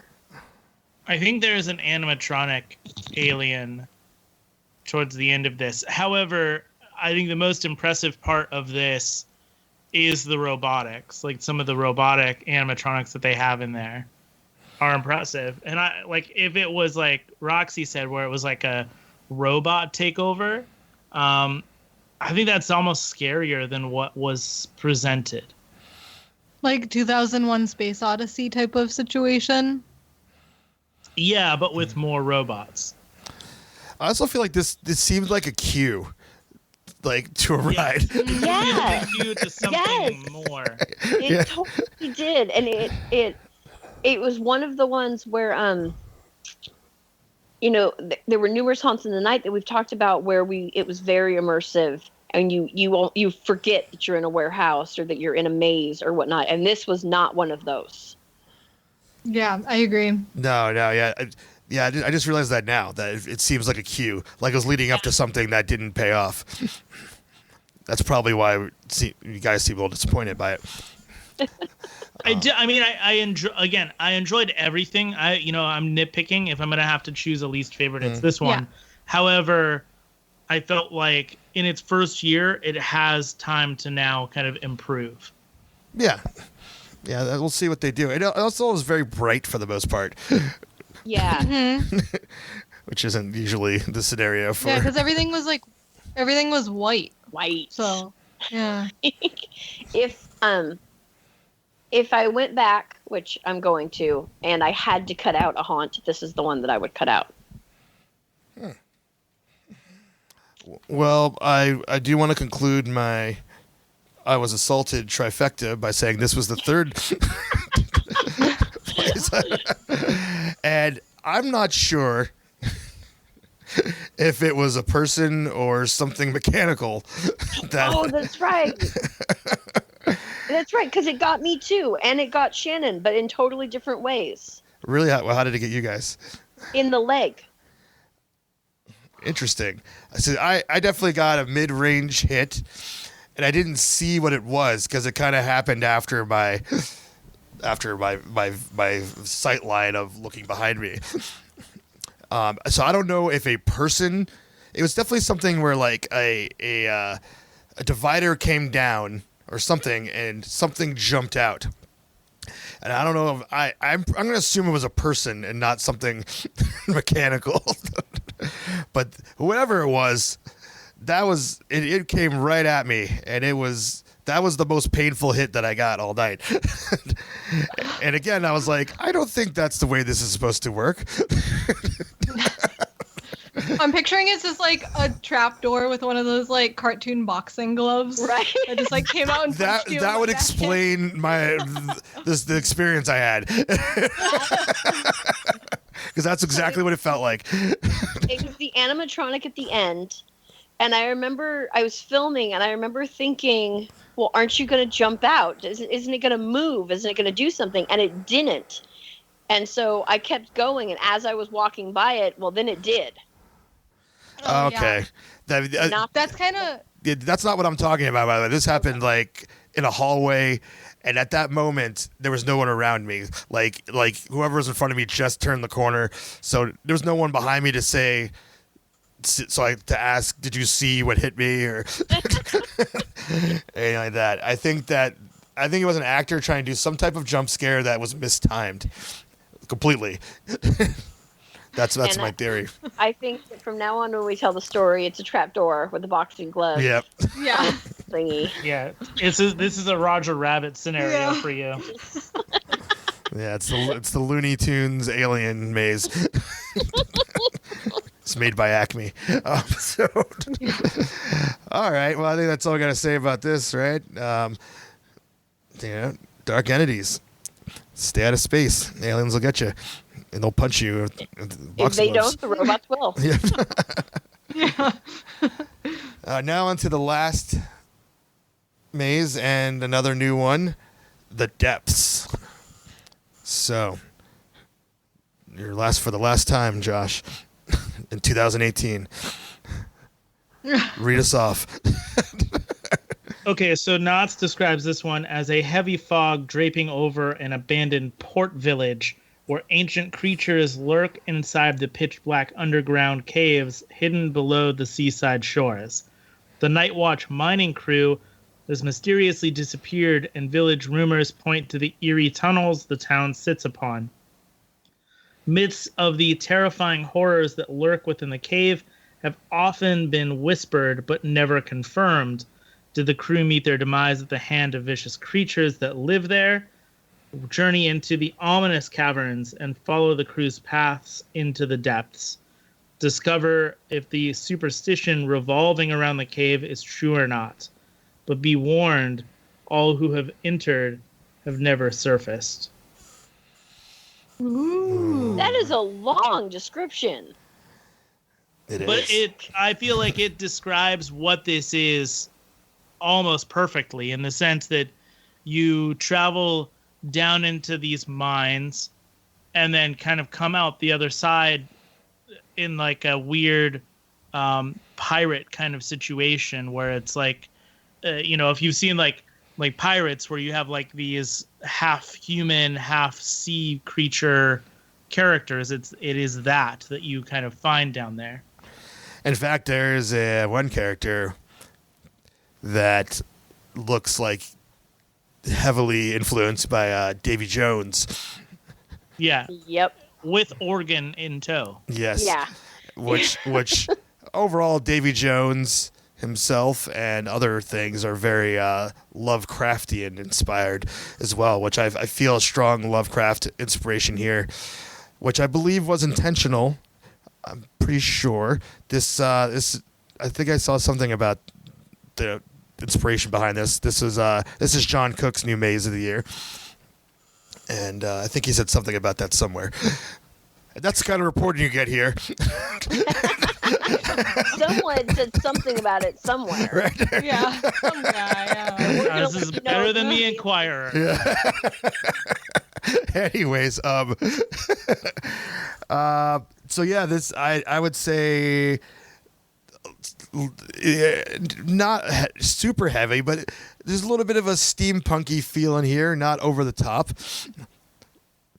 But I think it's there in its design, just because of the time period I think this is supposed to take place, which is I'm gonna guess the 30s. Yeah, I was surprised, and maybe because they don't have the room for it. but I was surprised that this wasn't back over by the theater area where they have the 3D gun shooting ride. I don't remember the name of the ride. Oh yeah, but it's essentially the Voyage. Yeah, it's very similar style to that ride. Yeah, thematically they would work right next to each other. This is in the place where Voodoo has been for the past few years, which is a very different experience. This one, like, I felt like they did a really good job with the storytelling, and like it actually did feel like you were descending down into a cave as you went on. And they did a good job with like some of the visual effects and everything. This one was the one I was saying, like, the costumes confused me a little bit with some of like the creatures that were down there. I actually really expected this to be more like the creatures in The Descent, which are like, I don't know, it's almost like nocturnal people with sharp teeth. They're blind, they're like pale white, and they almost look like they have like bat boy faces, you know, if you ever saw like what was that magazine, Weekly World News? Yeah, like Bat Boy Lives, like they kind of look like that. Inquirer, like, Weekly World News, we're just covering all the great newspapers. Yeah, right. All the real stuff that you need to know. Right. But for this one, the animatronic in this scared me so much. I walked into the room and saw it before it came out because it was on a sensor, and I was like, I can't walk in this room. Wait, which one? There were several animatronics. The one at the end, at the very end? Yeah. Do you want me to say it, or do you not want me to spoil it? I mean, I think you could say it. I mean, because I think this is the one. Most of it was told to me before we got in there because it's the talk of the town. Because people that, you know, that's the one that a lot of people did first.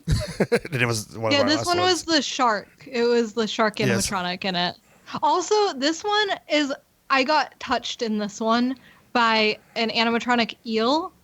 I don't know, like, if it went off, like, the sensor for it went off for, like, my cousin was walking behind me, and maybe it went off for her. It came out and it hit me in the arm.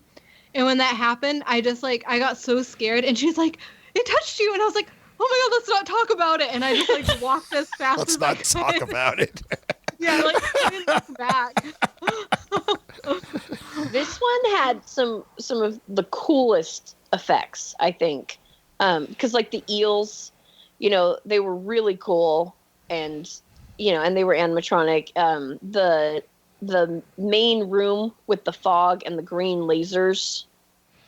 Yeah, that was so I've been seeing this pop up a little bit at different things, and it was implemented well here, where they fill a room with fog and then have this laser that goes about waist level, and you can't see below it. Surprisingly, I don't think there were any actors underneath that layer.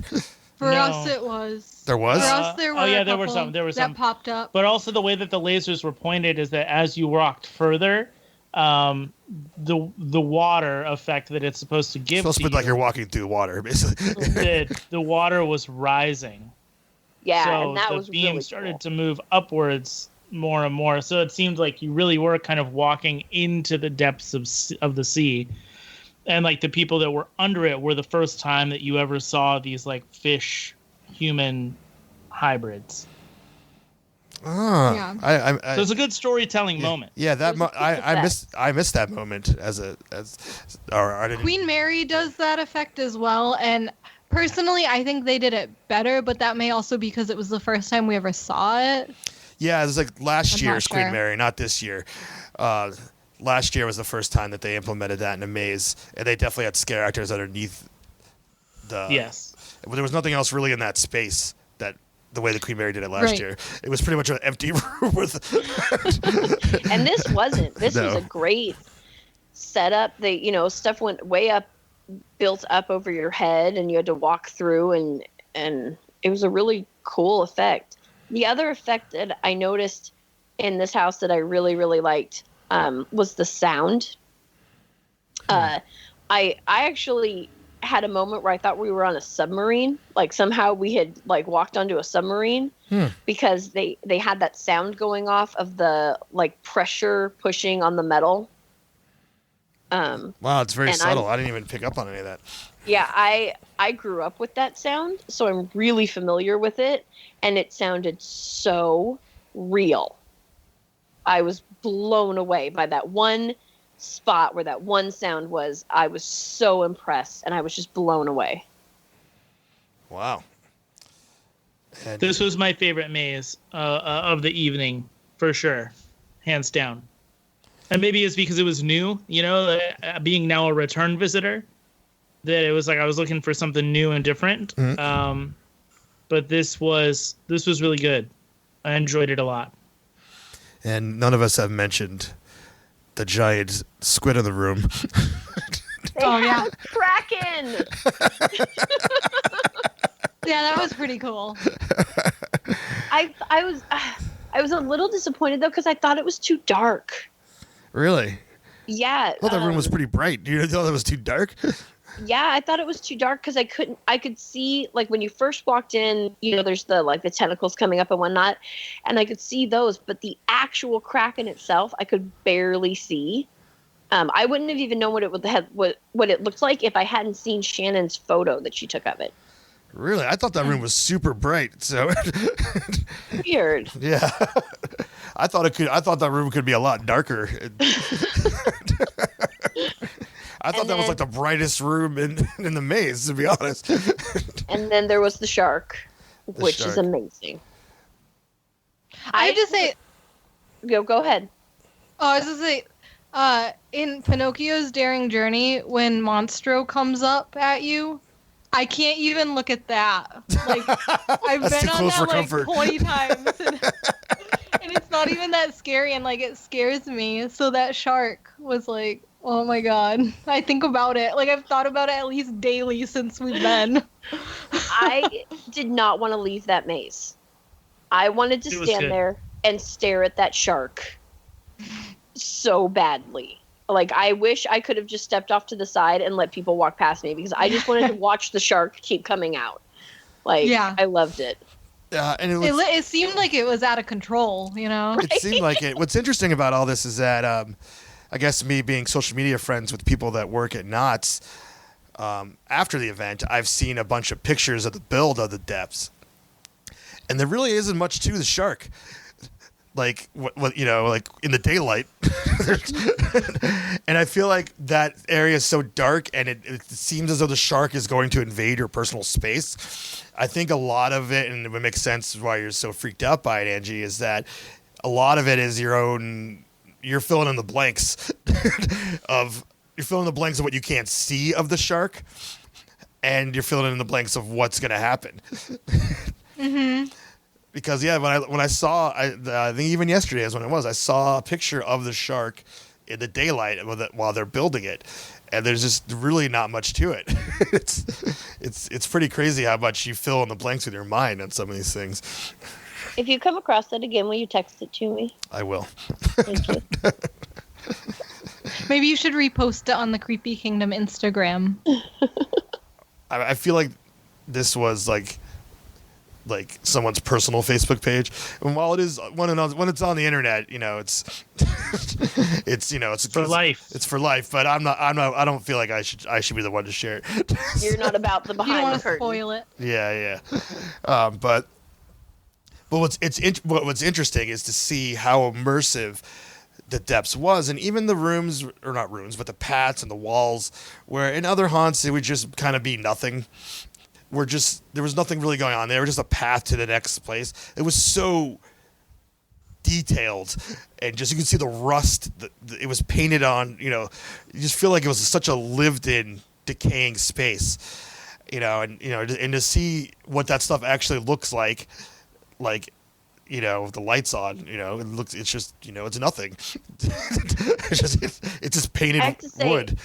Where Knott excels that I feel that Halloween Horror Nights really doesn't is their houses don't have black hallway transition scenes.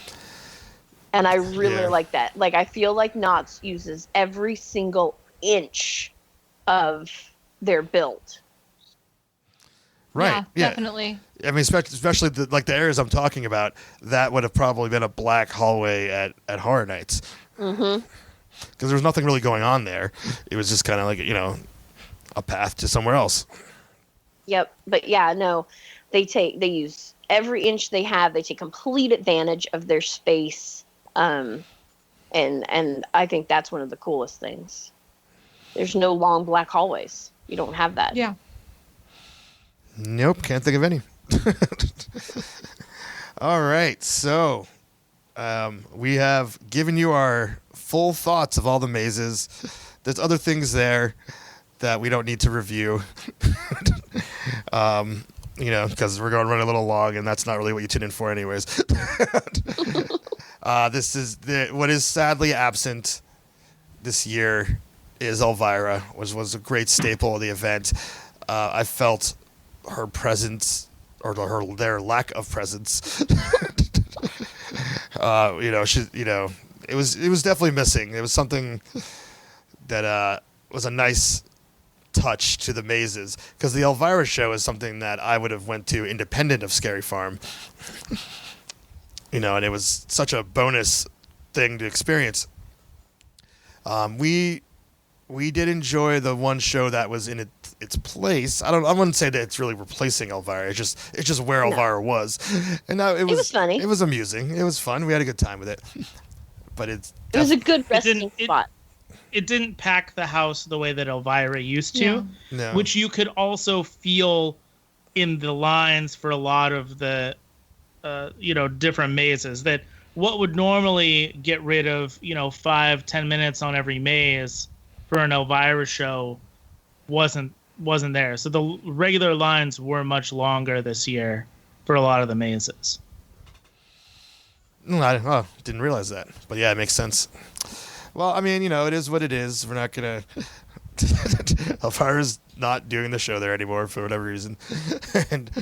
But I also felt like anytime Elvira does anything is a gift, because Elvira's, I feel like she's just on the verge of retiring 20 years ago. So it's like,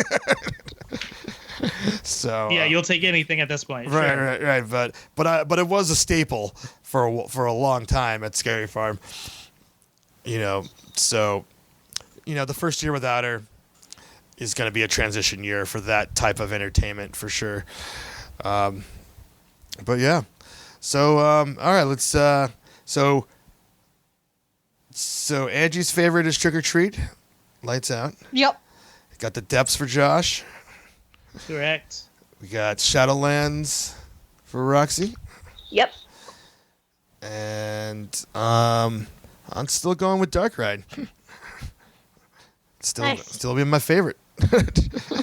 So any closing thoughts as we wrap up this Scary Farm extravaganza? I'm really sad I didn't get to see Voodoo. Yes, I just wanted to throw that out there. I've heard about it. I heard about it last year, and I was like, okay, next year I'm going to Knott's, and I'm gonna see this maze, because I love New Orleans. I love Voodoo. I'm into that whole thing. And then we got there, and it wasn't there. It's gone. I guess in case listeners are unfamiliar for some reason or whatever, the thing that is awesome about Voodoo is you actually really felt like you were in a swamp. And there's parts of the maze that you go through like a graveyard, and it doesn't feel like you're walking along a path. You feel like you're actually walking through a graveyard. And then you go through people's homes and the walk through people's homes was one of the most scarily realistic experiences that you could have. Yeah.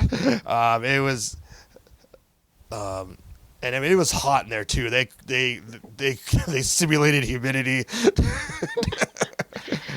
And it was fun, but it was a different take on New Orleans and Voodoo than I'd seen in other theme parks or haunts or anything like that. Well, I'm sad it was gone, but I like the ones that they had.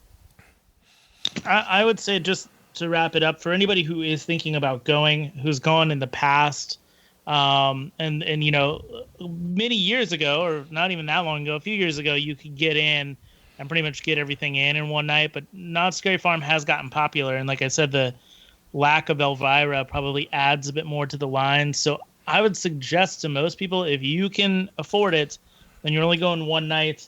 Cough up the pass, the pricing for the Fright Pass, because it was worth it Fright Lane, to have I it for believe. us. We got everything in barely by the end of the night. So I can't imagine not having that pass and going for one night only, because there's just too much stuff that you'd miss out on. Yeah.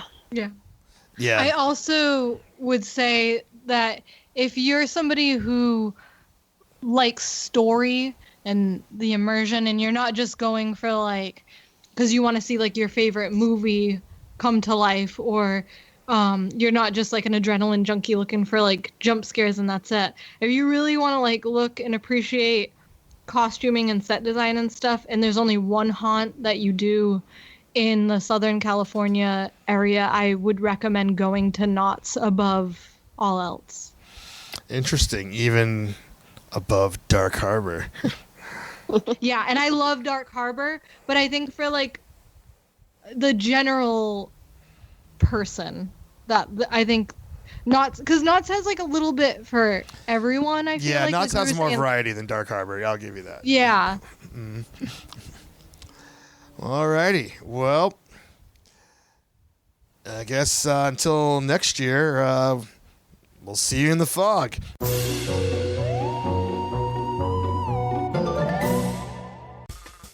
Thanks so much to the fine folks at Knott's Berry Farm for having us out to experience all that is Knott's Scary Farm. We got tons of pictures, videos, everything you need to accompany this episode at creepykingdom.com.